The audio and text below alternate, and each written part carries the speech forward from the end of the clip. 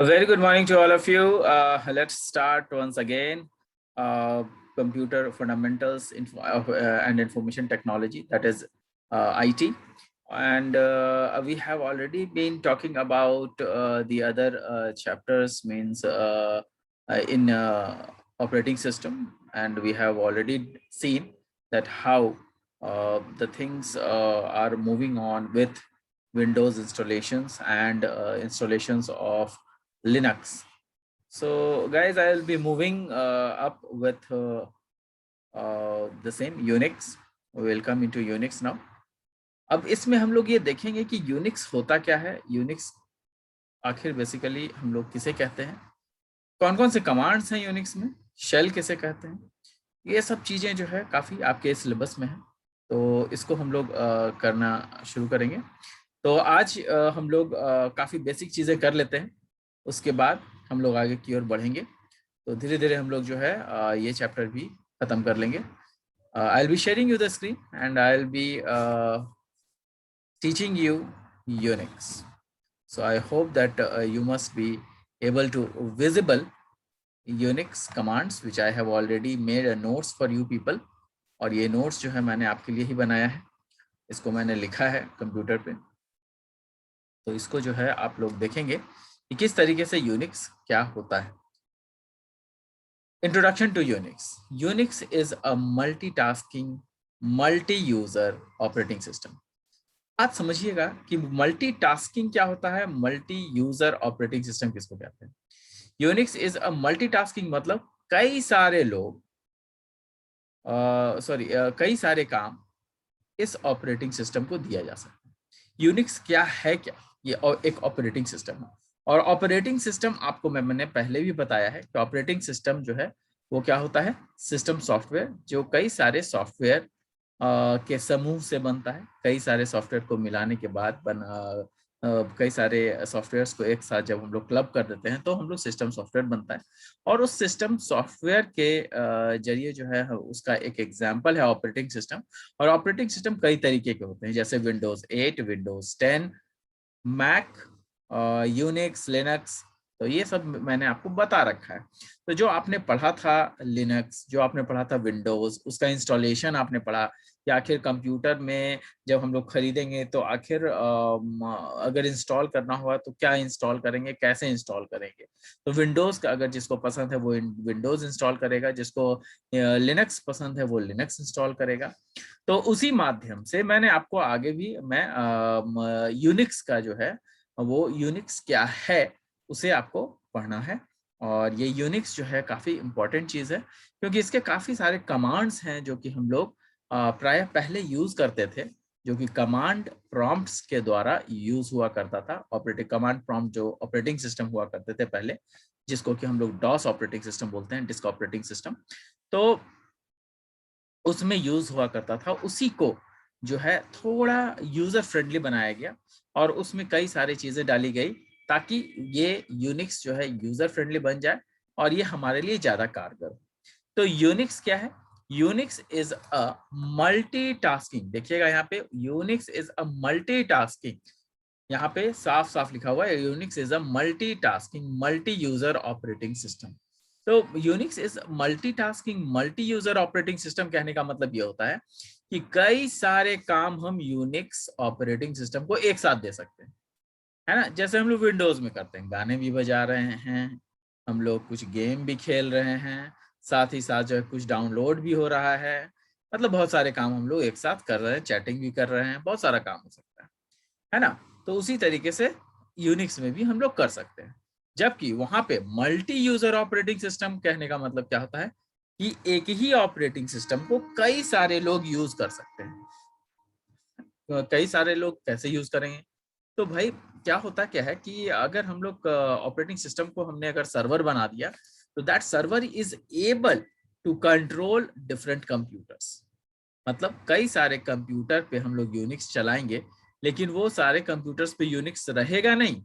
जैसे कई सारे पे यूनिक्स नहीं रहेगा, किसी एक पर्टिकुलर कंप्यूटर पे जिस पर सर्वर होगा उस पे यूनिक्स इंस्टॉल्ड होगा और उसी की कॉपीज जो है हम लोग बाकी के सिस्टम में इंस्टॉल करेंगे और उस पे हम लोग काम करेंगे, लेकिन काम कहाँ होगा, आपके सर्वर पे काम होगा। तो this is called as multi user operating system, जिसके द्वारा हम लोग कई सारे काम एक साथ कर सकते हैं। और ध्यान रहे मैं क्या बोल रहा हूँ, कई लोग कई सारे काम, कई लोग मतलब मल्टी यूजर, कई सारे काम मतलब मल्टीटास्किंग। तो ये ध्यान में रखिए कि आखिर हम लोग यूनिक्स जो है वो विंडोज की तरह ही अब धीरे धीरे यूजर फ्रेंडली होता जा रहा है, हो चुका है इनफैक्ट, और अब जो है उसमें काफी काम हो रहा है ताकि हम लोग उसको बहुत ज्यादा अच्छे तरीके से यूज कर सकें। कई लोगों का क्वेश्चन होता है कि सर हमारे पास विंडोज है ही, तो फिर लिनक्स का क्या जरूरत है, यूनिक्स का क्या जरूरत है। यूनिक्स की और लिनक्स की सबकी अलग अलग अहमियता होती है, तो सबका इम्पोर्टेंस अलग अलग है।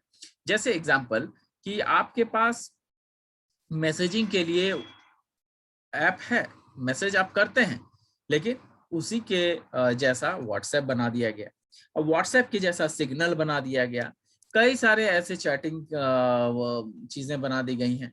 तो सबका अपना अपना इम्पोर्टेंस है।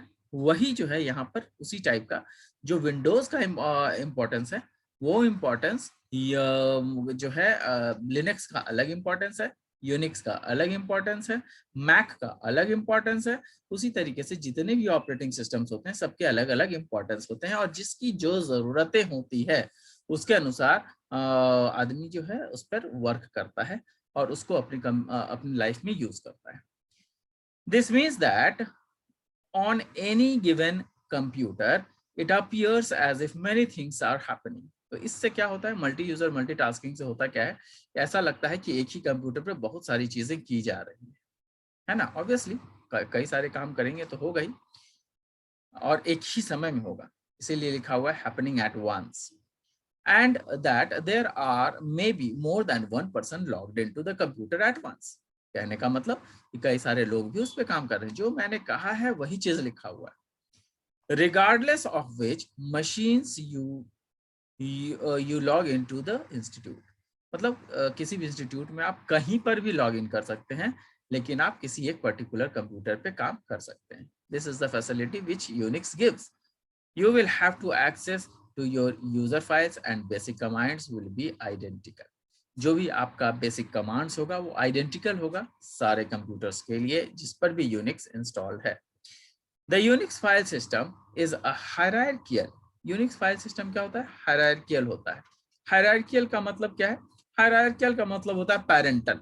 तो पैरेंटल का मतलब कि जो पहले बना था बेसिक डायरेक्टरी, जिसको कि हम लोग कमांड प्रॉम्प्ट्स बोलते हैं, तो वही चीज यहाँ पे लिखा हुआ है फाइल्स एंड बेसिक कमांड्स। तो बेसिक कमांड्स जो कमांड प्रॉम्प्ट्स में होते थे वही वो चीजें अभी रखी गई हैं। जैसे आप देखिएगा कि जो विंडोज है, विंडोज में जब विंडोज एक्सपी था या विंडोज 7 था या विंडोज विस्टा था, तो ऐसा नहीं है कि विंडोज 10 के आ जाने के बाद जो विंडोज 8 में जो खूबियां थी वो विंडोज 10 में नहीं है। वो सारी चीजें वो विंडोज 10 में हैं। उसी तरीके से जो पहले के जो ऑपरेटिंग सिस्टम्स जो कमांड प्रॉम्प्ट्स वगैरह थे, उन सब की जो फंक्शनैलिटी है वो आज के यूनिक्स में भी है ना। तो this is basically this wants to say the Unix file system is a hierarchical, मतलब वो हायरार्कियल मतलब पैरेंटल होता है, मतलब पेरेंट से चाइल्ड बनते चला जाता है। तो जनरली आप देखिएगा कि जो पेरेंट्स होते हैं बच्चों में उनसे ज्यादा कैपेबिलिटीज होती है। जनरली क्या होता है कि बच्चों में उनसे ज्यादा कैपेबिलिटीज होती है और बच्चे उन्हीं के गुणों को कैरी करते हैं। मतलब जैसे माता पिता होते हैं उनके सारे आचरण जो हैं वो बच्चों में भी होते हैं। तो बच्चे भी जो है वो उनके गुण को कैरी करते हैं, और हम लोग जानते हैं कि there are so many chromosomes for it, और वो सारे गुण सूत्र जो हैं वो सब कुछ जो है यहाँ पे हम लोग अपने पेरेंट्स से ही लेते हैं। तो जो पेरेंट्स से हम लोग जब लेते हैं तो उनको हम लोग इनहेरिटेंस बोलते हैं। क्या बोलते हैं, इनहेरिटेंस। तो हम लोग इनहेरिटेंस क्यों बोलते हैं, क्योंकि हम लोग अपने पेरेंट्स से उनके कैरेक्टरिस्टिक को इनहेरिट करते हैं। इनहेरिट करने का मतलब उनको कैरी करते हैं, कैरी फॉरवर्ड करते हैं, है ना। तो इसी को हायरार्कियल बोला जाता है। तो the Unix file system is hierarchical. Every file is stored into a directory. सब सारे के सारे फाइल इसमें डायरेक्टरी में स्टोर होते हैं। डायरेक्टरी मतलब फोल्डर।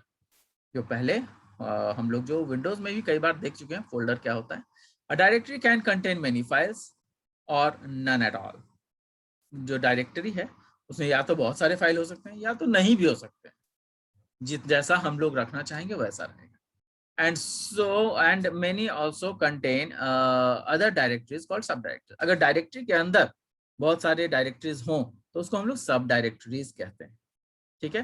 तो नॉर्मली जो यूनिक्स होता है उसमें तीन चीजें मेनली होती है। तो तीन टाइप के फाइल्स होते हैं। तो Unix has 3 types of files. यहाँ पे देखिए Unix has 3 types of files. पहला normal files. These are data files which might contain text, source code, executable files। तो ये ऐसे फाइल्स होते हैं जो कि नॉर्मल फाइल्स कहलाते हैं और इसमें जनरली जो है टेक्स्ट हो सकता है, सोर्स कोड हो सकता है और एग्जीक्यूटेबल फाइल हो सकता है। अब ये text code, text, source code, executable files है क्या? तो टेक्स्ट क्या होता है? टेक्स्ट वैसे जो लोग जैसे मैंने ये वर्ड में मैंने लिखा हुआ है इसको, तो ये एक टेक्स्ट डॉक्यूमेंट हुआ, है ना। तो ये मैंने नोट्स बनाया है, तो ये एक टेक्स्ट डॉक्यूमेंट है, तो उसको हम लोग टेक्स्ट फाइल बोलेंगे। सोर्स कोड जहां पर से हमारा जो ये फाइल जो बना हुआ है, ये जो हमने माइक्रोसॉफ्ट वर्ड जो बना हुआ है, इसका कोई प्रोग्राम भी तो होगा, तो उसमें सोर्स कोड होंगे। और कुछ एग्जीक्यूटेबल फाइल्स। तो एग्जीक्यूटेबल फाइल्स कहने का मतलब कि कई सारे प्रोग्राम्स जो कि एग्जीक्यूट करते रहते हैं, उस तरीके के नॉर्मल फाइल्स, उस तरीके के फाइल्स भी होते हैं जिनको कि हम लोग नॉर्मल फाइल्स बोलते हैं। एग्जीक्यूटेबल फाइल्स जो कि इंस्टॉल किया जा सके, जैसे व्हाट्सएप जब आप इंस्टॉल करते हैं तो सबसे पहले आप प्ले स्टोर पे जाते हैं और व्हाट्सएप का जो सॉफ्टवेयर है उसको डाउनलोड करते हैं, तो दैट इज एग्जीक्यूटेबल फाइल। लेकिन एक बार जब आप डाउनलोड होकर के इंस्टॉल कर लेते हैं तो उसके बाद वो क्या बन जाता है? वो बन जाता है एक फाइल जो कि आपके कंप्यूटर में इंस्टॉल्ड है और उसी फाइल के जरिए फिर जो है आप व्हाट्सएप को बार बार खोलते हैं। बार बार आपको इंस्टॉल नहीं करना पड़ता ना। हाँ, तो वो क्यों पहली बार जो करते हैं आप वो एग्जीक्यूटेबल फाइल होता है। नेक्स्ट है special files. These present physical devices. These present physical devices such as terminals and disk drives। तो कुछ ऐसे स्पेशल फाइल्स भी दिए गए हैं यूनिक्स में जो कि सब के लिए नहीं होते हैं, कुछ फिजिकल डिवाइसेस के लिए या कुछ ऐसे पर्टिकुलर कंप्यूटर्स में वो यूज होते हैं। It depends and varies from computer to computer. हर कंप्यूटर के लिए अलग अलग ड्राइवर्स भी इंस्टॉल किए जाते हैं। जैसे आप देखिएगा कि जो आपके कंप्यूटर में जो ड्राइवर्स बेसिकली कहते हैं मदरबोर्ड के ड्राइवर्स। तो मदरबोर्ड जो है वो आपका मेन कंटेंट होता है जिसमें कि सीपीयू लगा होता है, तो जिसमें कि प्रोसेसर वगैरह लगा होता है, तो उसको हम लोग क्या बोलते हैं? उसको हम लोग बोलते हैं सीपीयू, जिसमें कि प्रोसेसर लगता है। और जो प्रोसेसर जो है जिस किट में लगता है उसको मदरबोर्ड बोलते हैं। तो जो मदरबोर्ड होता है उसके इंस्टॉलेशन सबके अलग अलग होते हैं। मतलब कहने का कि अलग अलग टाइप के जो मदरबोर्ड बनते हैं वो अलग अलग टाइप के उसमें सॉफ्टवेयर्स भी होते हैं। तो उस पर्टिकुलर मदरबोर्ड के लिए, किसी एक पर्टिकुलर मदरबोर्ड के लिए एक पर्टिकुलर सॉफ्टवेयर आएगा जिसको कि हम लोग स्पेशल फाइल्स बोलेंगे। वो दूसरे में आप डालिएगा तो उसका कोई प्रभाव नहीं रहेगा, कोई फर्क नहीं पड़ेगा उस पर। The device drivers will translate any references to such files into hardware instruction needed to carry out the task। कहने का मतलब कि जो उसमें कई सारे जो डिवाइस के ड्राइवर्स होते हैं, जो भी कंप्यूटर है उसमें कई सारे डिवाइसेस लगे होते हैं। जैसे एग्जांपल मैंने आपको फ्रंट पार्ट और back part of the system जब पढ़ाया था उसमें मैंने बताया था आपको कि क्या क्या कौन कौन से जो है उसमें डिफरेंट डिवाइस ड्राइवर्स होते हैं। जैसे एग्जांपल बहुत सारे डिवाइसेस हम लोग लगाते हैं, अलग से लगाते हैं। जैसे टीवी ट्यूनर कार्ड हो गया, जैसे आपका सीडी या डीवीडी रोम हो गया। तो हर जो डिवाइसेस अलग अलग हम लोग लगा रहे हैं, प्रिंटर लगा दिया, स्कैनर लगा दिया। तो ये जो हम लोग डिवाइसेस लगाते हैं ये डिवाइसेस, जितने भी डिवाइसेस हम लोग लगाते हैं, सबके अलग अलग सॉफ्टवेयर्स अवेलेबल होते हैं और इन्हीं सॉफ्टवेयर की वजह से सारा ड्राइवर्स जो है सारा काम करता है और उसी की वजह से जो है हम लोग देखते हैं कि कैसे जो आपके फाइल्स वगैरह हैं वो किस तरीके से स्टोर्ड हैं। तो ये सारी चीजें आपको ध्यान में रखनी पड़ेगी कि आपका जो डिवाइस ड्राइवर्स होता है वो क्या करता है, it will translate and reference to such files. तो ऐसे जो डिवाइस ड्राइवर्स होते हैं वो स्पेशल फाइल्स को रीड कर सकते हैं, समझ सकते हैं। ठीक है। Next is directories. डायरेक्टरीज क्या होते हैं, फोल्डर्स, जिसमें कि हम एक डायरेक्टरी में बहुत सारे अंदर में डायरेक्टरी रख सकते हैं। जैसे कि एग्जांपल देखिएगा कि यहाँ पर आप देखिए कि मैंने यहाँ पे खोल रखा है, यहाँ पर आपका फर्स्ट एंड सेकंड सेमेस्टर, ये एक आपका डायरेक्टरी हुआ, ये एक फोल्डर हुआ, इसके अंदर एक और फोल्डर, उसके अंदर एक और फोल्डर, है ना। इसके बाद देखिए अंदर फोल्डर में है, ये आपका प्रेजेंट है। फिर इसके बाहर निकलिएगा तो ये सब जो डिफरेंट नजर आ रहे हैं, ये सब फाइल्स नजर आ रहे हैं, है ना, ये सब फाइल्स नजर आ रहे हैं। तो ये सारी चीजें है आपके लिए, इसी को डायरेक्टरी कहते हैं। अब हम लोग थोड़ा यूनिक्स के बारे में और जानेंगे। यूनिक्स क्या है, यूनिक्स क्या है वो तो हम लोग समझ चुके हैं, लेकिन ये एक कमांड टाइप का प्रॉम्प्ट भी है, कमांड प्रॉम्प्ट इसको बोलते हैं। तो ये कमांड प्रॉम्प्ट करता क्या है, commands are typed at a prompt. Most often the prompt is a percentage sign or dollar sign, but sometimes it is in the name of machine following by percent or dollar। तो ये हम लोगों को देखने में बनता है कि जो हमारे पास आपका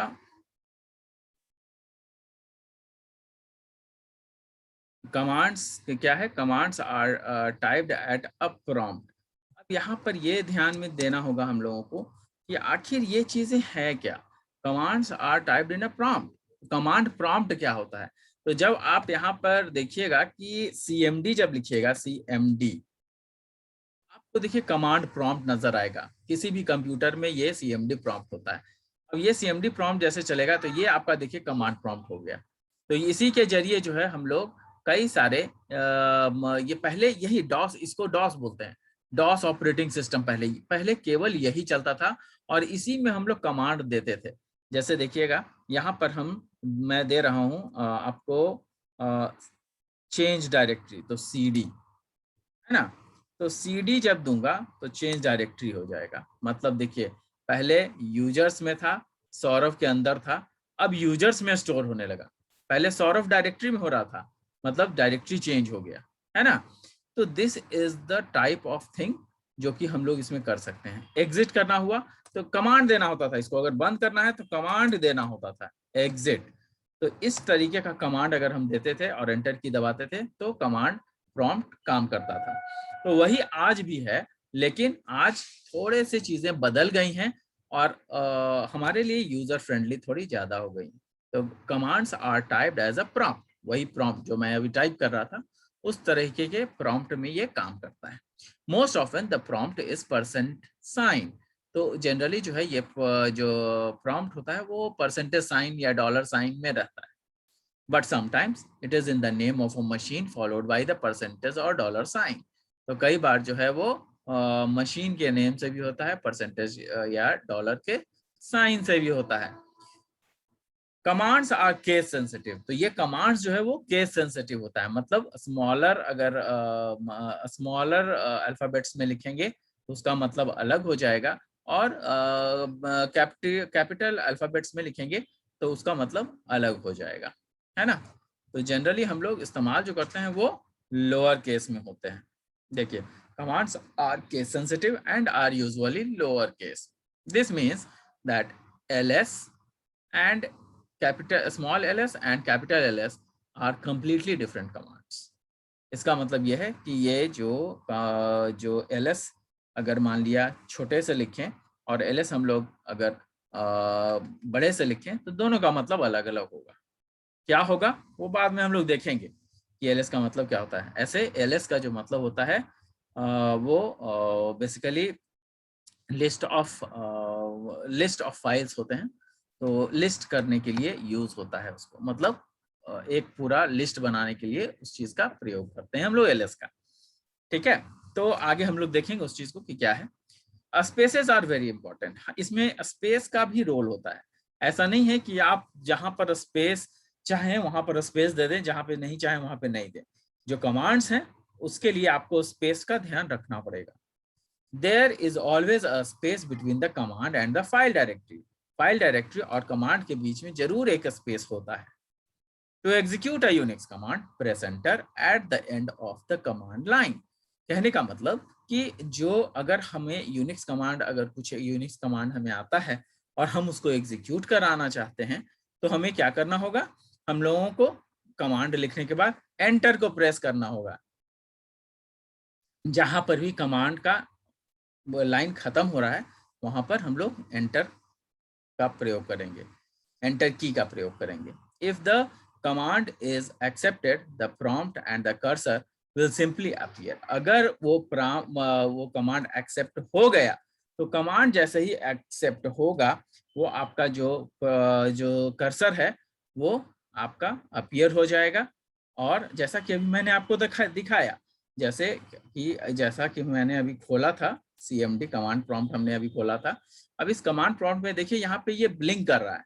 अगर हमने देखिए CD एक कमांड प्रॉम्प्ट हमने डाला, अगर ये हमने सही डाला है, 2 डॉट भी डाल दिया, तो अगर ये हमने सही डाला है तो आपका फिर से दूसरे लाइन में जैसे ही एंटर करूंगा मैं, दूसरा लाइन आ जाएगा। और दूसरा लाइन आने के बाद फिर यहाँ प्रॉम्प्ट करेगा। प्रॉम्प्ट का मतलब कर्सर जो है वो ब्लिंक करता रहेगा। मतलब आपने जो कमांड दिया CD का मतलब होता है चेंज डायरेक्टरी, वो हमने एक्सेप्ट कर लिया और हमने डायरेक्टरी को चेंज भी कर दिया।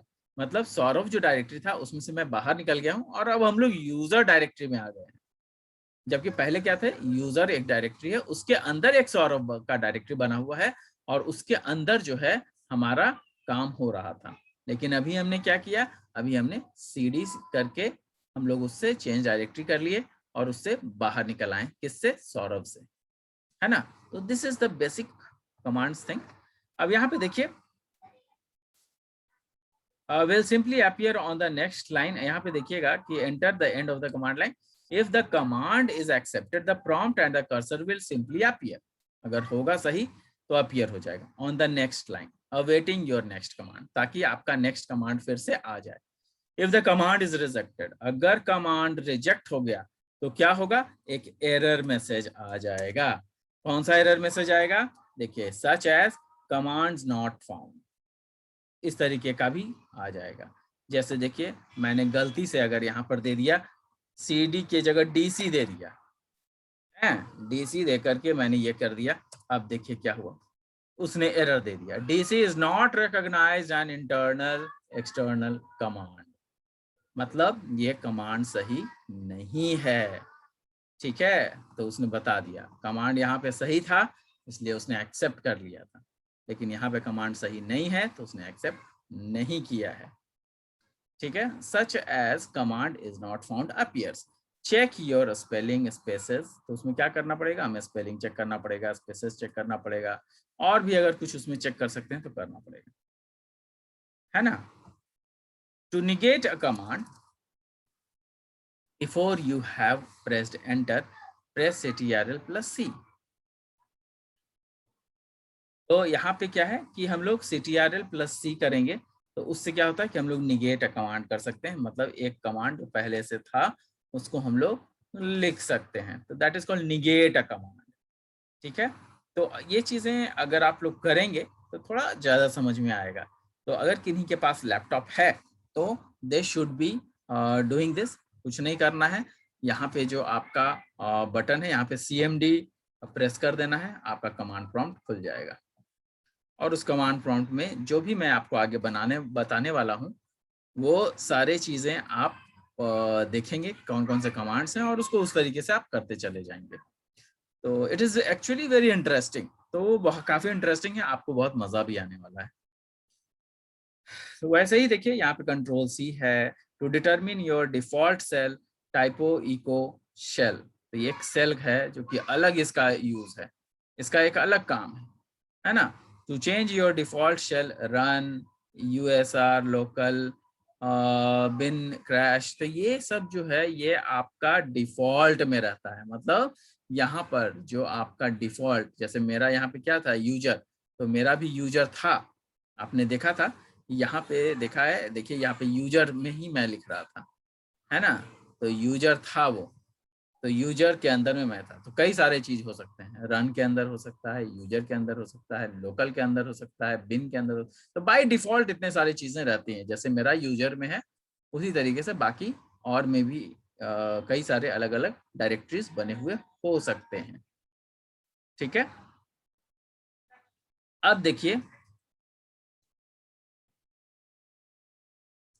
To change your default shell, यहाँ पे देखिएगा कि अ कस्टम स्क्रिप्ट, यहाँ पे देखिएगा, ध्यान दीजिएगा, this is a custom script and not the standard CHSH you might find a Linux machines. तो कई बार ऐसा है कि ये जो कस्टम स्क्रिप्ट में बना हुआ है, मतलब कि ऐसा नहीं है कि यही कमांड फिक्स्ड कमांड्स हैं, ये कमांड्स कुछ ऐसे हैं जो पहले से चले आ रहे हैं, जो इसको कि आज भी हम लोग यूज कर रहे हैं, लेकिन there might be a change due to changing in the trends.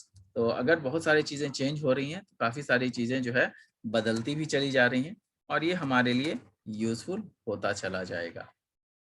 ठीक है, after running a command allow 24 hours for the default shell to take effect. अच्छा, अगर किसी शेल में कोई चेंजेस हम कर रहे हैं तो उस सेल में चेंज करने के बाद हमें 24 आवर्स कम से कम रुक जाना चाहिए उसके इफेक्ट को देखने के लिए। कई सारे ऑपरेटिंग सिस्टम बड़े स्मार्ट होते हैं और तुरंत ही उनका तुरंत ही जो है उसमें जो चेंजेस किए हैं वो दिखने लगेगा, लेकिन कई बार ऐसा भी होता है कि 24 आवर्स उसमें लग जाते हैं। Dot files begins with a dot, कुछ डॉट फाइल्स भी होते हैं जो कि डॉट फाइल्स से शुरू होते हैं, and are use primarily to control system function. तो सिस्टम फंक्शंस को कंट्रोल कौन करता है, डॉट फाइल्स। जैसे आप देखते होंगे कि डॉट एक्सटेंशंस से हम लोग कई सारे फाइल्स को स्टोर करते हैं। डॉट टेक्स्ट से आपका क्या होता है, जितने भी आपके जो टेक्स्ट फाइल्स हैं वो स्टोर किए जाते हैं डॉट टेक्स्ट से, जैसे वर्ड फाइल्स वगैरह सब डॉट टी टेक्स्ट से, डॉट TXT से सेव होते हैं। उसी तरीके से एक्सेल फाइल्स डॉट XLS से जो है वो डॉट XLS से जो है सेव किए जाते हैं, मतलब उनके जो डॉट एक्सटेंशंस हैं वो डॉट XLS है। उसी तरीके से पावर पॉइंट के लिए डॉट PPG है ना। तो कई सारे उसी तरीके के जो डॉट एक्सटेंशंस होते हैं वो यूनिक्स में भी होते हैं, और ये क्या होते हैं, ये कंट्रोल करते हैं सिस्टम फंक्शंस को। They are used to control system function. Unless you are an advanced Unix user, you should not add or delete anything from the dot file. अगर आप Unix यूजर हैं और आप Unix यूजर के commands को अच्छी तरीके से नहीं जानते हैं तो आपको इन डॉट एक्सटेंशंस में कोई चेंजेस नहीं करने चाहिए, क्योंकि उससे आपका ऑपरेटिंग सिस्टम खराब हो सकता है। डॉट एक्सटेंशंस उनके लिए है जो लोग इस लिनक्स को बहुत अच्छे से जानते हैं और अच्छे से यूटिलाइज करते हैं।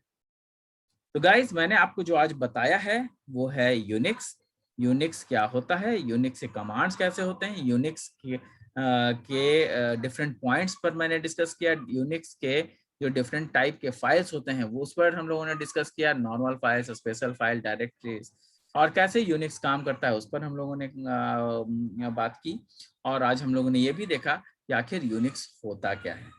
So this was the introductory class for the Unix, and I hope you must have liked it. And I am eager to have your question queries. अगर कुछ क्वेश्चन क्वेरीज हैं, आपको कुछ पूछने हैं, तो आप लोग मुझसे फ़ोन कर सकते हैं, मुझे व्हाट्सएप पे भी पूछ सकते हैं।